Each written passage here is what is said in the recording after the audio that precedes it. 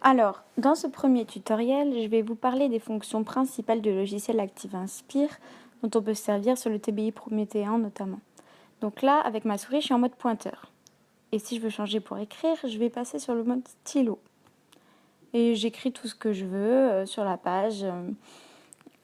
Avec l'ordinateur, c'est pas très pratique, mais au TBI, avec le stylet, il n'y a aucun problème. L'écriture se fait plus facilement. Là, si je veux effacer, je clique sur la flèche pour revenir effacer les gros blocs que j'ai écrits à la fois. Si je veux effacer plus précisément, je prends la gomme. J'efface les détails. Voilà, donc si je veux écrire un texte, taper comme à l'ordinateur, je prends cette icône, je saisis mon texte que je pourrais travailler en français par exemple.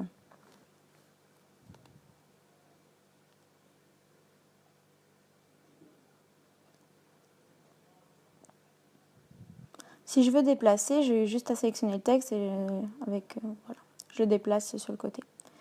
Pour faire un cadre, je vais aller sur l'icône forme et prendre un rectangle que je vais disposer au-dessus. Après, j'ai juste à faire passer ce rectangle en arrière-plan. Donc là, je vais sélectionner et je vais aller sur cette icône-là, qui est l'icône principale, le plus important d'ActiveInspire, où on pourra faire de nombreuses fonctions sur l'objet qu'on sélectionne. Donc là, je vais juste le placer en retrait à l'arrière du texte. Voilà. Le texte passe par-dessus et ça me fait comme une étiquette. Donc si je veux changer le fond, je vais dans remplissage et voilà, je peux le passer en blanc. Je peux mettre n'importe quelle couleur. Là, je passe du mode création au mode non création. Donc ce cadre, si je veux le verrouiller puisqu'il se déplace, il faudra juste que je clique sur le bouton verrouiller.